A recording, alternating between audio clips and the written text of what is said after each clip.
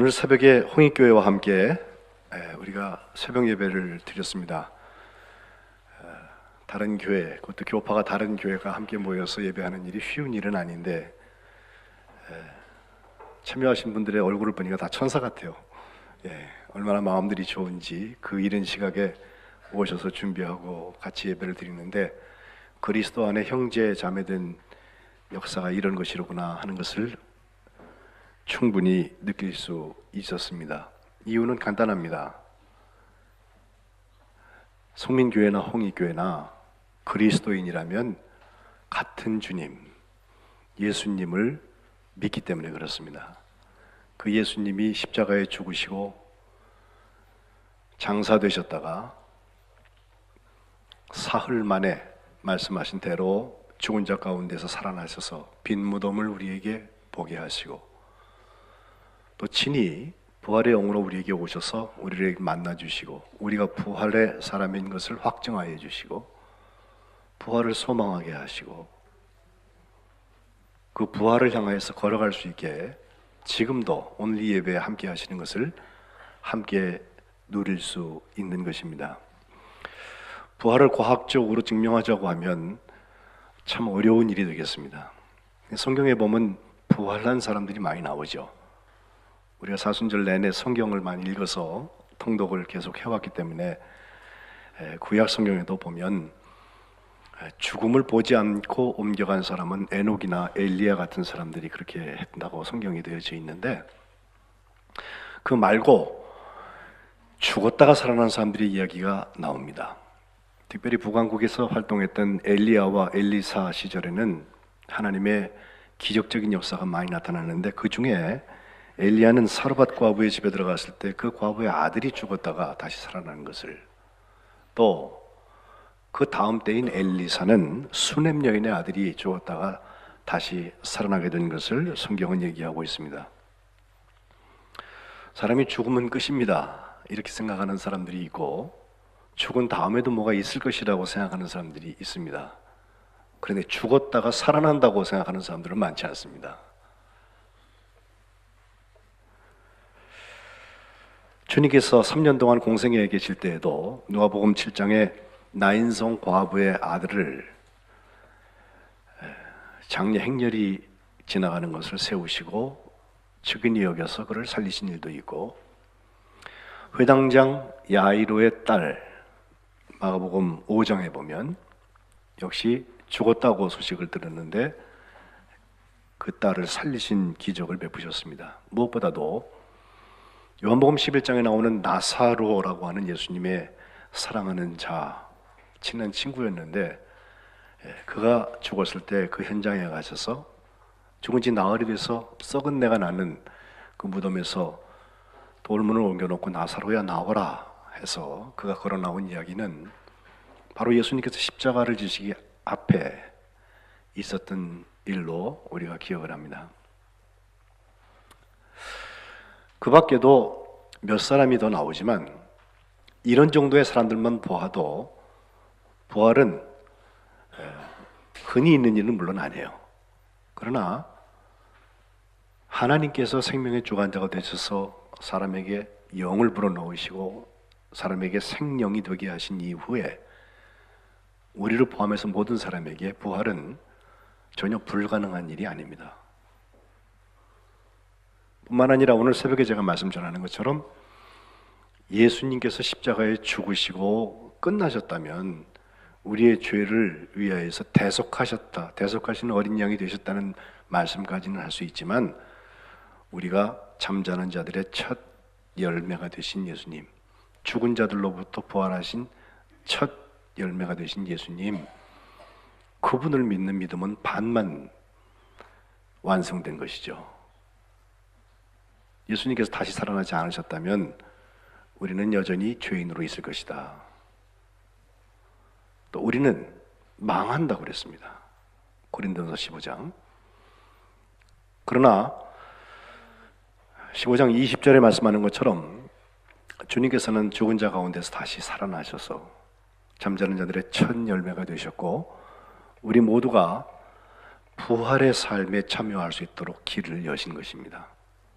이것을 오늘 읽은 베드로전서 1장에는 이렇게 말합니다. 예수 그리스도를 죽은 자 가운데서 부활하게 하셔서 우리를 거듭나게 하셔서 산 소망이 있게 하셨다. 저는 어려서 부활에 대해서 교회에서 가르침을 받으면서 부활은 나중에 죽은 다음에 희망사항으로 또 믿음 생활을 열심히 하면 나중에 언젠가 나도 부활해서 천국의 자리에 간다, 이런 정도로 생각했어요. 그런데 이 3절 말씀을 잘 해석해 보면 우리를 거듭나게 하셔서 산 소망이 있게 하신다는 말씀은 우리를 살아있는 소망으로 거듭나게 하신다는 말입니다. 우리가 거듭나면은 살아있는 소망을 향하여서 갑니다. 이 살아있는 소망을 오래 우리는 하나님의 꿈과 하나님께서 보여주시는 비전과 하나님께서 보내시는 사명의 자리로 확인하고 있습니다. 구약의 인물들을 계속 읽으면서 다윗까지 와서 지난주에 멈췄는데, 계속되는 말씀 속에도 하나님이 무엇을 소망하시는지, 우리에게 뭘 기대하고 계신지, 또 하나님께서 어떤 것을 우리에게 감동하시고 보여주시는지, 그리고 하나님께서 우리를 어디로 보내시는지 끊임없이 바라보아야 할 것입니다. 그 속에는 난인연망의 스토리가 있습니다.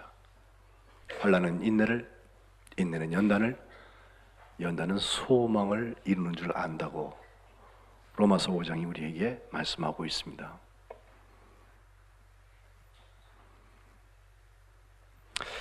저는 이 부활을 통하여서 거듭나게 하셔서 결국 산 소망에까지 인도하신 하나님의 역사가 오늘 부활절 이 음악 예배와 특별히 성례를 함께 체험한 모든 이들에게 함께 하시기를 주님의 이름으로 축복합니다.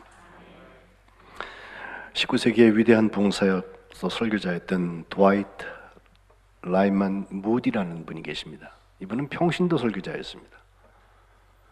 1837년에 나서 1900년 되기 바로 전 1899년에 62세를 일기로 소천됩니다. 근데 그가 돌아가시던 1899년도에 뉴욕에서 집회를 하면서 한 선언한 말이 있습니다. 이렇게 말했어요. 언젠가 신문에서 무디가 죽었다는 기사를 여러분 읽을 때 여러분 그 사실을 믿지 마십시오. 그때는 지금 살아있는 나보다 훨씬 더 확실하게 생생하게 살아있을 것입니다. 나의 육신은 1837년에 태어났고 나의 영혼은 1855년에 거듭났습니다. 육신으로 태어난 것은 결국 죽지만 영으로 태어난 것은 영원히 살 것입니다 라고 선언했습니다. 실제로 그가 임종할 때에 대한 기록이 있는데 그 해가 다가던 12월 22일 금요일이었습니다. 아침에 그 아들 윌이 복도 건너편 아버지 방에서 뭔가 중얼중얼거리는 소리가 나서 들었습니다. 대지가 물러간다. 내 눈앞에 하늘이 열려 있도다. 윌이 아버지를 향해서 얼른 뛰어가서 아버지라고 불렀더니 무디가 하는 말, 이거 꿈이 아니야. 윌, 정말 아름답다. 정말 황홀하다. 하나님께서 나를 부르고 계시다. 나는 이제 가야 된다. 그리고 의식을 잃어갔다는 것입니다. 주치의가 구명 노력을 해서 그는 다시 살아났습니다. 의식을 차리고서 그가 하는 말, 내가 천국 문 앞에 갔는데 그곳은 말할 수 없을 만큼 멋지고 아름다운 곳이고 나의 애들, 먼저 간 그 아이들도 만났어요. 주위 사람들이 누굴 보았냐고 물으니까 무디는 먼저 죽은 아일린, 드와이트 다 만났다고 그랬어요. 그리고 이어서 하는 말, 무엇으로도 나를 더 이상 여기 잡아둘 수 없습니다. 나를 데리고 갈 마차가 방 안에 와 있습니다. 얼마 후에 무디는 천국으로 갔습니다. 부활의 시제는 미래가 아닙니다. 오늘 내가 살고 있는 이 자리, 그리고 지금이 그 부활을 소망으로 체험하는 자리입니다.